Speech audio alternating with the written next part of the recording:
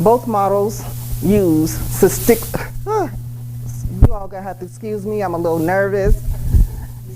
Statistics, yes. In data to predict the likeliness of consumer will default on a loan. Mr. Burks, which one is which? Okay, yeah, this one on the right side. Just push that. Okay. The age has enabled a new era in consumer credit and about housing, employment, insurance, and credit of utilities.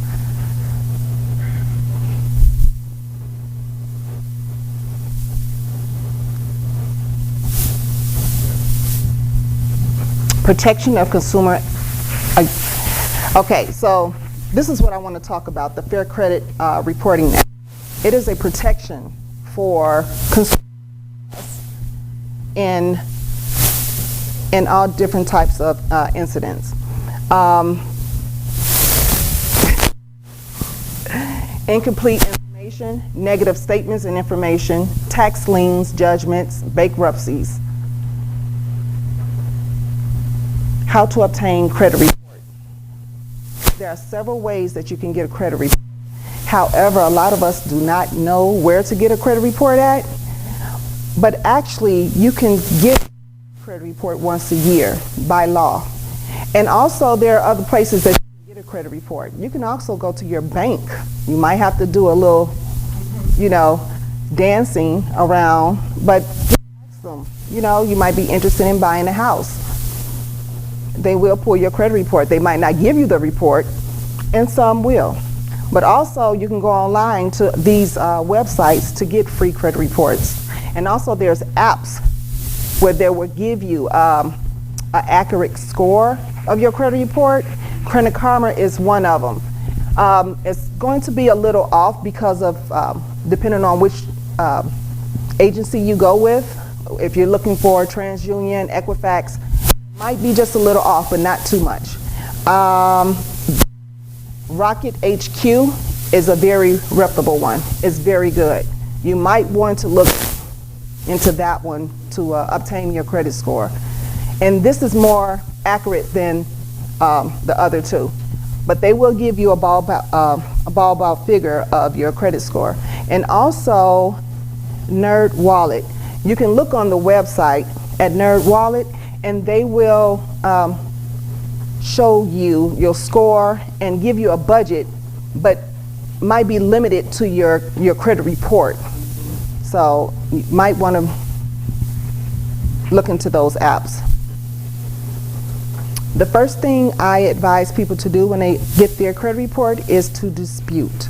75% of the stuff on your credit report might not be, so you might want to even yours. And also one more thing, you do not want to dispute online. Total no-no.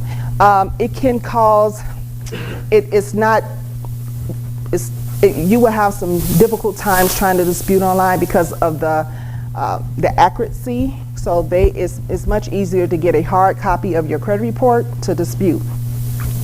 And I also want to talk about your payment history and usage. This is a large part of our credit report. 35% of our credit report is based on our payment and usage. So people, I just want to explain to you that whenever you use your credit for anything, this is going to make up your credit score. In the event that you decide or you don't want to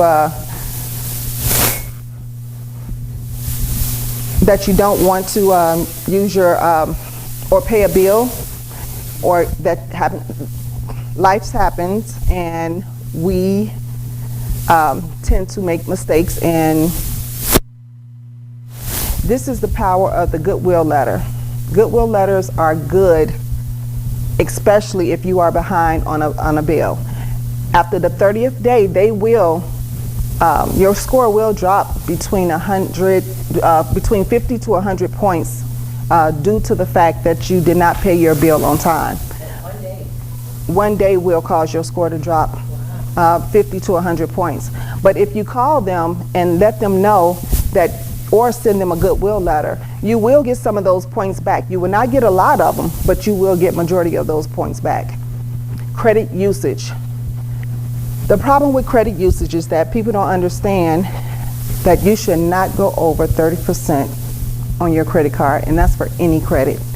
30%, anything over 30%, it will affect your credit big, and your score will drop. There will be a big change in your credit score if you go over 30%.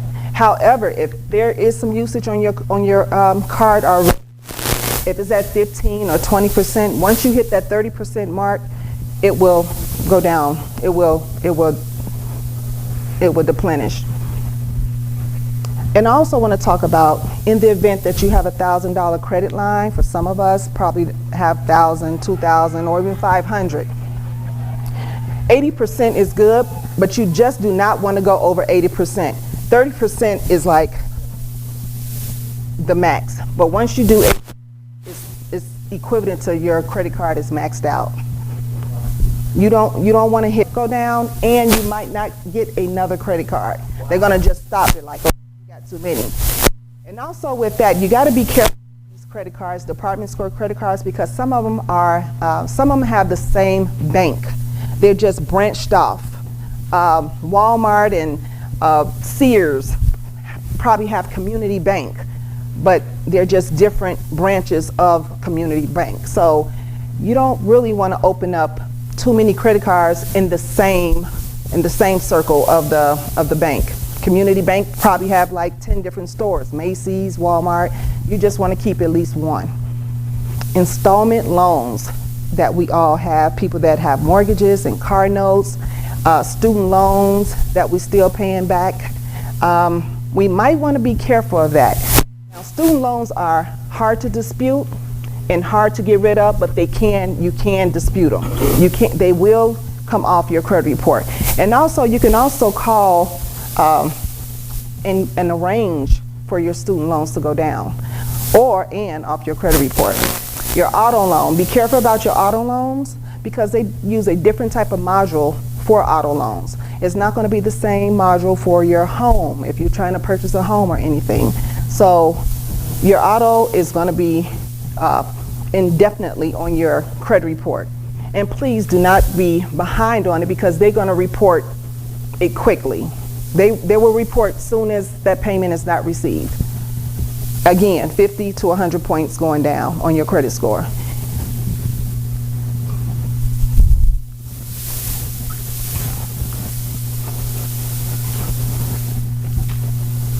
Okay, so people that's trying to get credit, which is just as hard than having bad credit. People got to understand that trying to get new credit is hard, so the best thing to do is to find a local bank, a bank that you're comfortable with, that can offer what you're looking for. And people have to realize that newer files are weaker. If your credit report is less than 2 years old, it is very weak, despite of your credit score. If your credit score is 720, but your file is only 2 years old, it's still considered in having bad credit. Yes. Starting new credit. We might want to go to one of our favorite banks, but I prefer a credit union. People have to understand that credit unions offer a little bit more, and also their interest is a little bit less. So, and they look at a different module than what your bank will look at. So the first thing a person want to do is to get a secure credit card. Get a secure credit card. Start off $300, $500. It's going to be of your personal money. So be aware of the fees. That's why you have to check on the bank ahead of time, because they will take out fees for you having a secure credit card, and the fees come off at the top. So by the time you get your credit, you're probably going to have $100, $200 out of $500 of your money. So just be careful of the bank that you choose. Application for credit cards. Well, people, I want to share this little story with you. I was trying to tell it when I first bought my first car, a Ford Probe, which people don't remember the Ford Probe. I too had bad credit, but at the same time, I did put down a small amount of money. But my interest rate was 29% on a car that was only $5,000. So I'm gonna tell you people, just be careful, because the interest, anything over, I wanna say 7% is extremely high. So by the time I got finished paying for that car, I paid for it twice. So anything over 29% is like they just raping you. They're just taking, it's like they're just taking from you. So just be careful of that. And also, even if you put down a small down payment, it still wouldn't put a knot on the payment, because you'll look at your statement and be like, well, I just put down $2,500 and I still owe $5,000 or $6,000. The interest constantly go up. And in the event of that, you might, after a year of getting your credit done and you've been working on it, you might want to refinance. Try to refinance it to get your credit score down. And then you might, and also you can send in payments towards the principal. $25, $30 towards the principal will actually get your score down. I mean, get your payments down.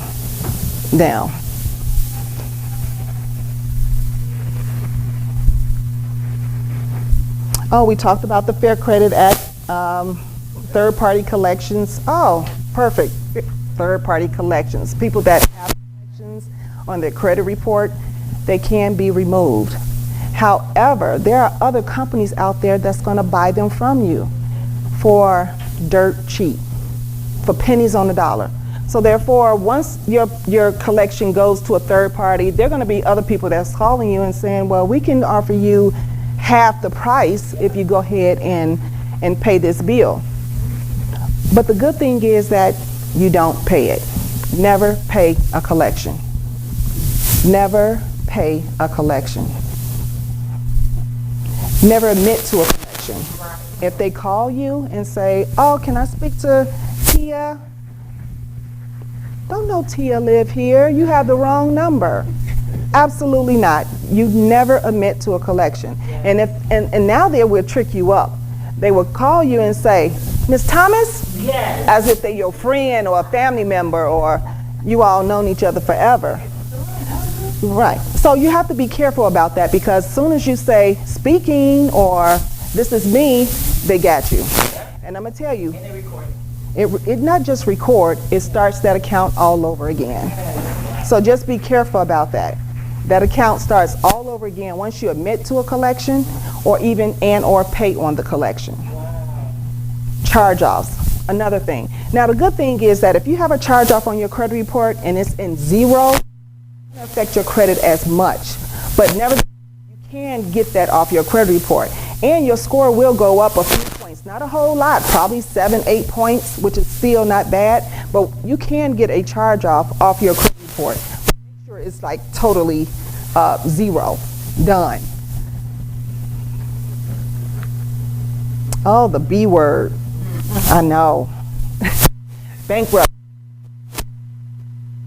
Well, the good thing about bankruptcy is that bankruptcy is not really a bad thing. Bankruptcy is really to help you out. It's not to make you have perfect credit all over again or wipe yourself clean. It's just basically to help you out. We all go through things. I have never had to file bankruptcy, but in the event that I have to, I will. And I'm going to tell you something. Some of the most famous people filed bankruptcy and were successful behind it. 50 Cent. And filing bankruptcy doesn't necessarily mean that you're broke. That means you're just basically protecting your assets. So just be leery that filing bankruptcy doesn't mean like, oh, I don't have no money and my credit is jacked and, you know, I'm behind on my payment. Sometimes people just want to protect their assets. Also with bankruptcy, if you are behind on your mortgage, your car,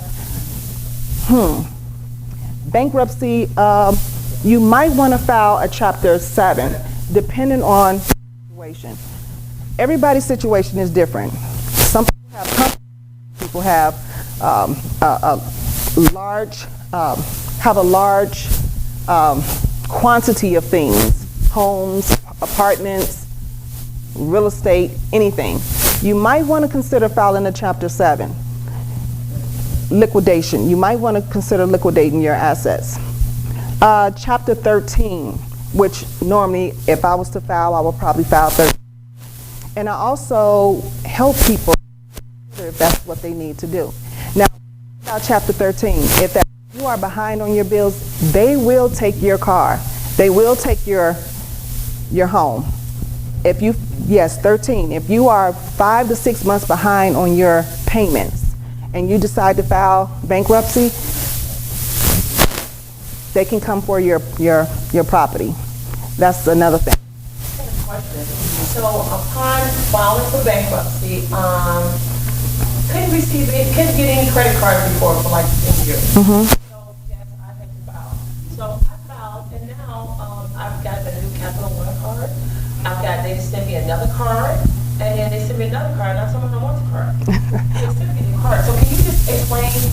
I understand you said that the debt went away. It was Chapter 13. Mm-hmm. Now why all these people want to now let me get a credit card? Well, the good thing is that now that you file, you have this discharge letter, and it wait like 30 to 90 days. Once that time is up, people are going to send you stuff. They want to get your credit. So you have to be smart about it. And I tell people, trying to obtain your credit, it starts with your thinking. It's a mindset. You have to really want to do it. You have to really want to get your credit together. So to go back to you, Sylvia, they are going to send you stuff. And after like 90 days, you're able to get a new car. But also, remember, filing bankruptcy doesn't mean that you have good credit. Your credit score still might be in the 6s, you know? It just wipes away, and it's just basically to help you out. And also, filing bankruptcy can be a little expensive because your interest is going to be a little high. Because everything is wiped out doesn't mean that you're going to have this low interest rate. No. Yeah. So they're going to, once you get that discharge letter, they are more everywhere. They're going to, it's like, oh, she's good. Let me just go get her. Mm-hmm. But just be leery of it. Yeah. And also filing for bankruptcy, before you do so, you might want to take a look at your credit report. Everybody is not bankruptcy worthy. Everybody don't really need. If you're 5 and 10 or 15,000 in debt, you might want to hold off on filing bankruptcy. And I know for some it might seem like a whole lot, but once you start disputing stuff and getting rid of some stuff on your credit report, you might find that you might not be in as much debt as you think you are. So sometimes filing bankruptcy can be expensive. It's not cheap to file it. It takes what? It costs about $2,000 or more to file bankruptcy. And I feel like if you got $2,000 to file bankruptcy, you probably can put that towards your credit report and get it clean. So just be careful about filing bankruptcy, which is not a bad thing. Yes, sir. Yes. Chapter 7, what do they take if you had to file Chapter 7? Do they take your residence and your car? Are you behind on it? Look, I'm just asking for information. Right. What it really is. Right. So if you are behind on your mortgage or your car note or something. Now, credit cards, installment, revolving credit, all that's going to get wiped away. All that's going to get cleared away. But it's the installment things that we are concerned about, like our cars and our homes. But if you are behind on it, it could be taken away. Or you can get it consolidated. I don't think, if I was going to file bankruptcy, which is chapter 7, I don't think I will I don't think everything in a pot and then pay a monthly payment for it. If I'm going to file, I want to just go ahead and file for everything, get it out the way, and let's start all over. But for each their own, because everybody's situation is different. So to answer your question, Ms. Ireland, if you are behind or whomever is behind on their payments, they can, it can be involved in the bankruptcy. The Chapter 11, now, let's put this out here now.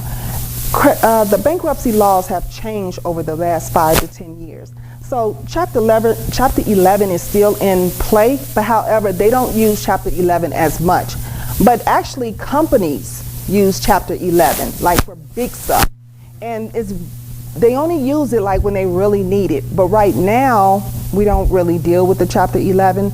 Us consumers, they really focus on the chapter 7 and the chapter 13.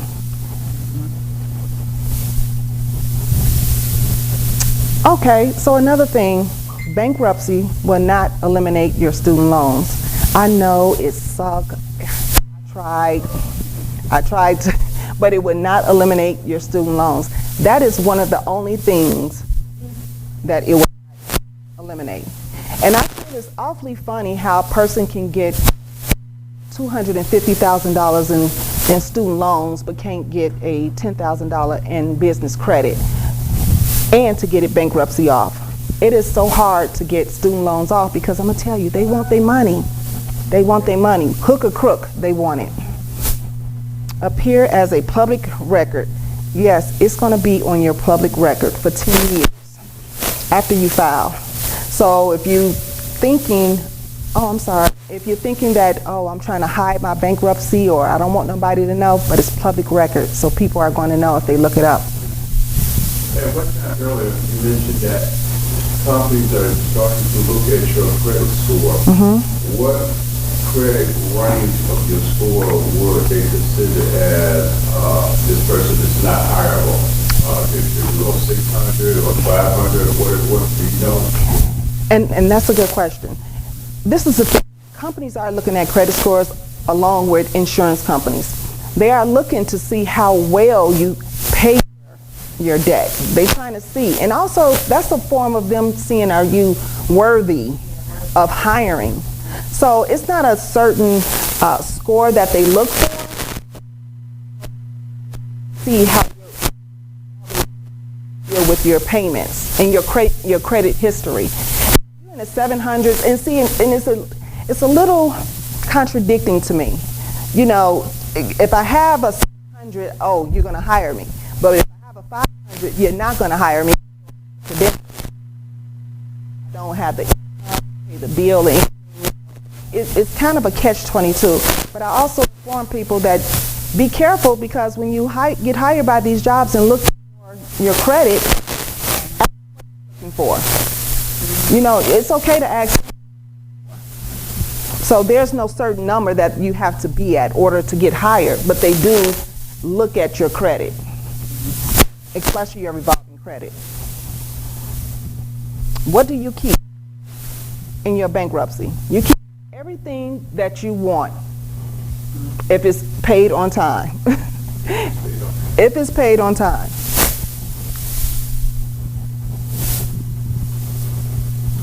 Did we skip over? Okay.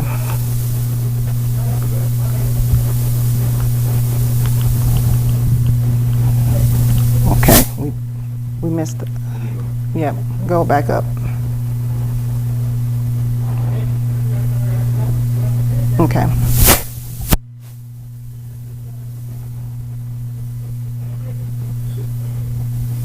Okay, so what is business credit? It is the primary way that companies evaluate whether to do business with you or not. And it's no different from anything else. Trustworthy, creditworthy is all the same thing. I'm just trying to see if I can trust you. So if I can trust you with $100 and I know that you're going to pay it back, that's how these companies think of it. Think of you too. Companies rely on your business creditworthiness to make critical decisions, including whether to sell to you, to lend you money, to lease the equipment. Sometimes you have to show your credit report or show some form of credit that if they want to lease to you any type of equipment, vacuum cleaners, shampoos, anything. They just want to know if they can trust you. Some people might just run off with a vacuum cleaner, believe it or not. To increase your line of credit.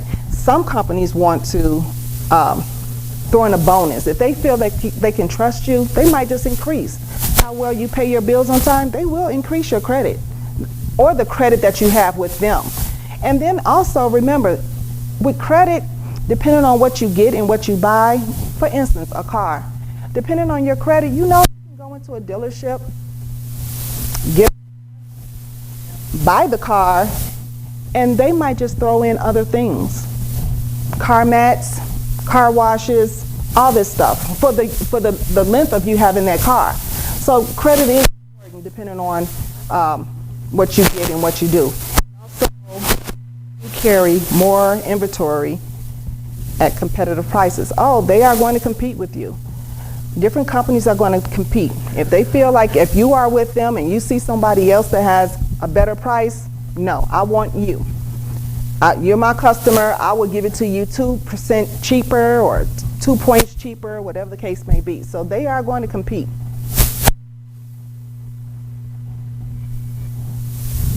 What are the 4 C's companies look for? A business creditworthiness is ultimately determined by what are known as the 4 C's of credit: capacity, capital, character, and conditions, most of which can be found in the company credit report. Character includes factors such as size, location, number of years in business, number of employees, business structure, history of principals, media coverage, liens, judgments, and pending lawsuits, stocks, performance, comments from reference of the business to pay its bills. That is its cash flow. It also includes the structure of the company's debt, whether secured or unsecured, and the existence of the unused line of credit.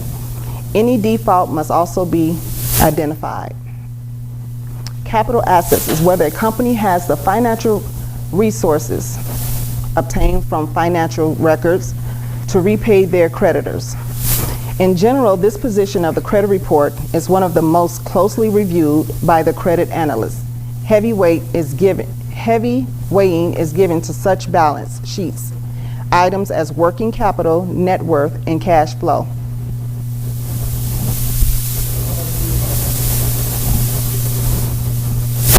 Conditions. Consider the external factor surrounding the business under consideration. Influence such as marketing, fluctuations, industry growth rates, policies, legislative factors, and currency rates. Duns and Bradstreet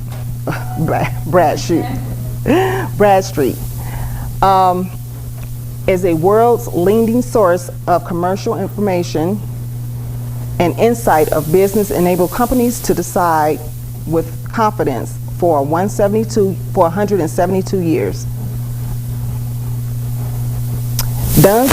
Duns number. What is a Duns number? It is a unique number, 9-digit number, recognized as a universal standard for identifying and keeping track of over 237 million businesses worldwide. Social Security numbers for business. That's basically what a Duns number is. Why should you have a Duns number? Especially if you have a business. This is the way this is the way they keep track of your business. And also with a Duns, once you get a Duns number, they're going to offer you a whole bunch of, they're going to solicit you a whole bunch of things. But you can get a Duns number for free. But once you get that number, you have to know what to do with it. Not just that, they're going to try to sell you all different type of products. Why should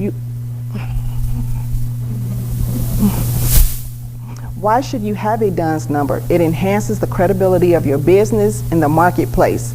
It enables potential customers, suppliers, and lenders to easily identify and learn about the company.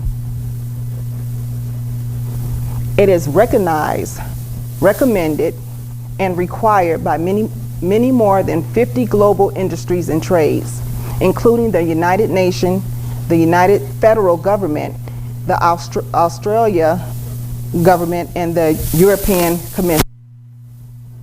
By enabling Setting the DUNS number at the core of the global marketing credit. The purchasing transaction. You can take data you can always have, already have, and turn it into a powerful business information. So by combining your company's internal data with DMB data and other market information, you can create a value-added information source within your own organization.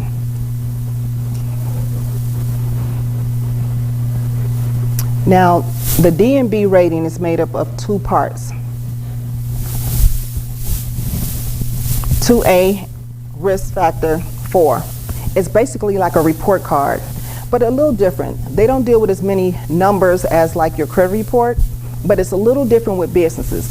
It shows your financial strength based on your net worth of the company. Risk factors. Diverse from the DMB failure scores, but also take into account expert rules and overrides. This is what the financial strength look like. The lower, the strength of your credit report, or your business credit report. That's exactly what it is. Risk indicators. This also shows that a high risk, if you are at high risk. If you're a 4, you are high risk. If you are a 1, you're minimum risk. Also depending on how much is worth your business.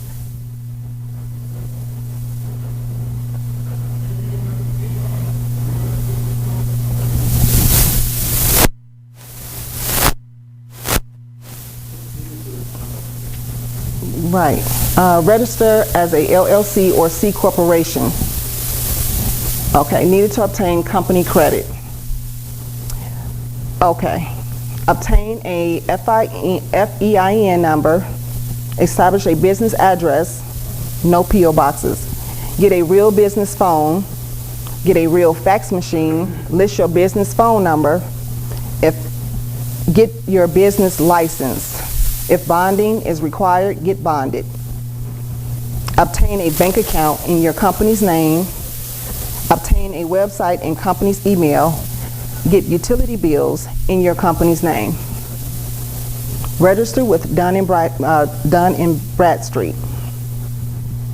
Get your companies such as Quill and Uline, Fax, Sprint, FedEx, Sprint, T-Mobile, where you can pay them 30 days, whereas they report the payment as company credit.